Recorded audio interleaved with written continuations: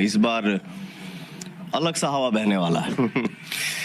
BJP के लहर पूरे हिंदुस्तान। तो दोस्तों देखिए, फाइनली अब आप सबका इंतजार खत्म हुआ और आप सबके चहेते को पावर स्टार पवन सिंह को लोकसभा चुनाव का टिकट फाइनली हो चुका है। तो आप लोग पूरा जानकारी आप लोग के बीच में इसी वीडियो में बताने वाला हूं कि कहां से पवन सिंह जी लड़ेंगे और पावर स्टार पवन सिंह के विरोध में लड़ने वाले हैं वह कौन है। तो सारी अपडेट आप सबको मैं बताने वाला हूं। और पवन सिंह के विरोध में जो लड़ने वाले भाई हैं वो भी बहुत ही बड़े दिग्गज कलाकार हैं। तो देखिए भाई लोग, पावर स्टार पवन सिंह का कहना यह था कि मुझे देश भर में जहां से भी टिकट मिले जाए मैं वहां से लड़ूंगा। तो मैं फाइनली पवन सिंह के बिहार और झारखंड से टिकट नहीं मिला।